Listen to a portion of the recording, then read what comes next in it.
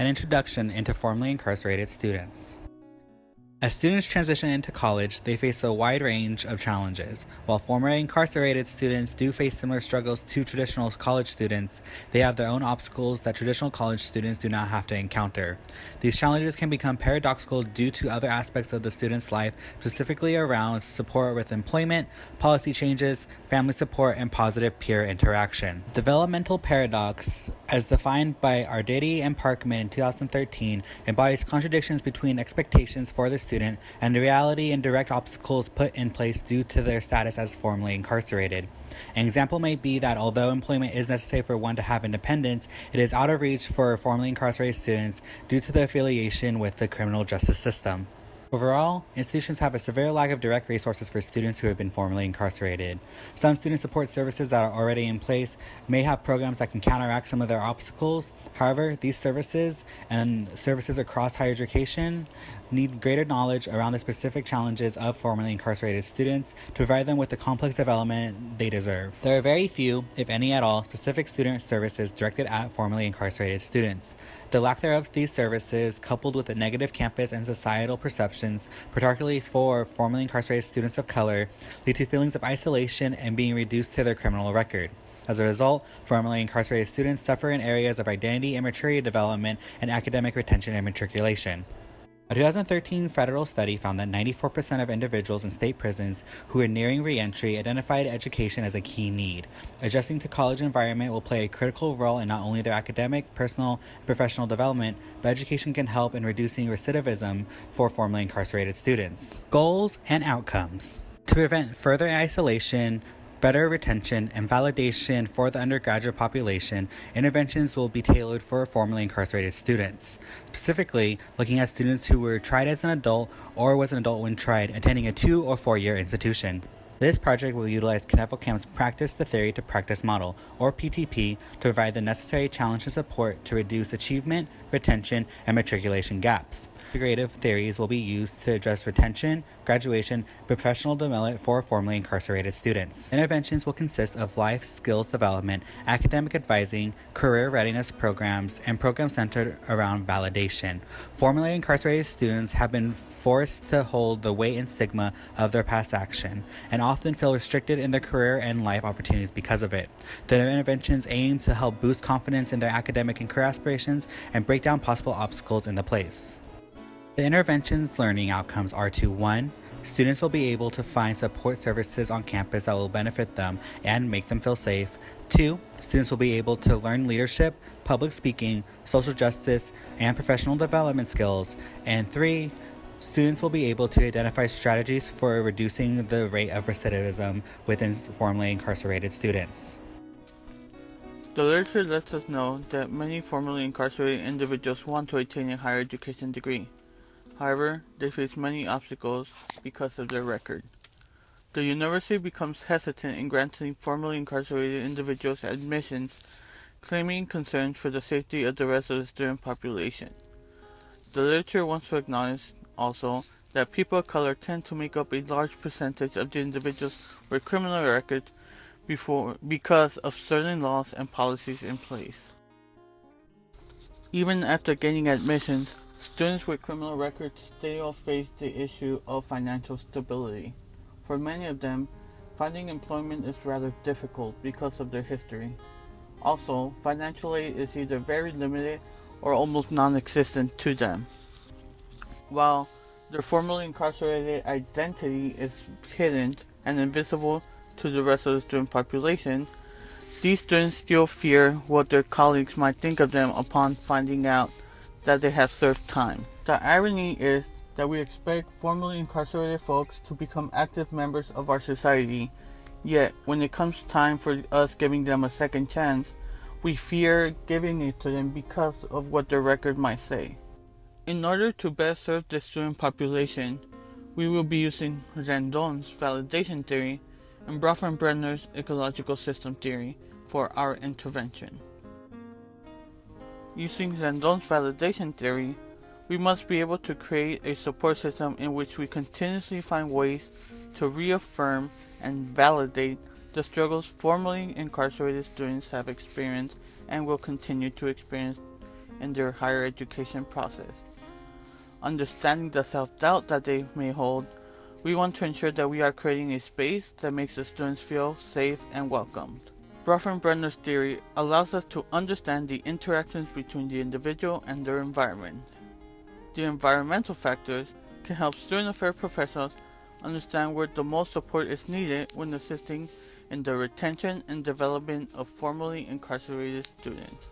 The interaction between microsystems, either family, friends, faculty, etc., is known as the mesosystem. The relationships between different microsystems could at times be at odds with each other. We must understand that each microsystem is unique to itself. The exosystem is the interaction between two or more outside forces that do not include the individual, but yet have an impact on them. One such example is the university and government agencies deciding on who gets financial aid. Putting together the micro, meso, and exosystem, we get the macrosystem, or in other words, the cultural view of our society. Formerly incarcerated students face unique challenges and barriers within higher education before even entering a college or university setting. By having the status of formerly incarcerated and having to identify the status on an application can severely damage a potential student's ability to attend an institution of higher learning. Many of these institutions, according to Peterkin's study in 2012, practice automatic denial, which is triggered when a student identifies their status on the admissions application. This occurrence causes many applicants to choose not to finish their applications and plan to forego returning to education altogether. Other institutions, such as DePaul University, have implemented barriers to limit the amount of students with this status from being brought into the university. These barriers include additional recommendation letters from prison psychologists and the correctional facility superintendent, as well as proof of a completed rehabilitation program from the potential student's parole officer. In other institutions, such as the State University of New York at Binghamton, these students are also brought before an internal admissions review committee consisting of members of various campus departments, such as admissions and campus police. Many studies, such as those conducted by Morris, have discussed how these admissions barriers prevent the formerly incarcerated from gaining access to education. To properly provide support for the re-entry of this student population, the Department of Education has advised from not inquiring about a student's former criminal record to provide inclusive education and diminish some of the challenges facing this population group. Post-admission challenges that these students face can also include the social stigma and institutional liability that their statuses create. However, the finances tend to be a much larger issue as these students have a tougher time with employment, financial aid, and scholarship opportunities. Students who identify as formerly incarcerated have a tough time receiving financial aid and can even be dismissed from receiving any sort of financial aid at all. As a result, there's a large challenge for students to stay enrolled in school due to the lack of financial resources available to them. According to James Stams, Asher, DeRue, and Derlan, the challenge of changing life is even greater for juveniles and young adults, as they are facing both the transition from their detention facility to the broader community and simultaneously the transition from adolescence to adulthood. This has its own specific challenges. The cognitive capacity and life skills of adolescents and young adults differ from those of adults, and they are still going through the developmental stages of identity, moral, and social development until the age of 25. For formerly incarcerated students, engagement in educational programming will decrease the possibility that they will be incarcerated again, increase their opportunities for employment, and support their transition and reintegration into society. The most successful programs geared toward educating and providing services to formerly incarcerated students are highly structured, routinely assessed, and consistently staffed. More intensive aftercare programs are associated with lower recidivism rates. The highly structured model of programming is important to formerly incarcerated students whose biggest challenges will be their transition into adulthood, society, and school, and the need for support through validation after having been removed from families and friends for some time, which weakens relationships depending on the length of incarceration. Rendon's 1994 validation theory and Schlossberg's 1984 transition theory will serve as foundations for the program's theoretical framework. The student learning outcomes formulated from these theories will address the concerns of transition and validation for formerly incarcerated students. Bronfenbrenner's 2005 ecological system theory will serve as the programming organizational model and address the need for a highly structured program for formerly incarcerated students. The theory models the type of structural considerations that must be implemented into the program structure for formerly incarcerated students by addressing the external forces that can obstruct their pathway towards successful reentry. The internal resources within the program will address these external concerns. The program will emphasize 4 learning domains, which are personal development, professional development, academic development, and life skill development. Students will have the opportunity to explore and access programs, services, and engagement opportunities that support their development and aid in their transition into the institution through a series of workshops. The series includes a welcome event or orientation, bi-weekly academic advisement check-ins, public speaking workshops, and financial literacy workshops. More workshops will be added as deemed necessary should other students' need arise. As a reminder, our program's learning outcomes are that students will be able to find support and services on campus that will benefit them and make them feel safe.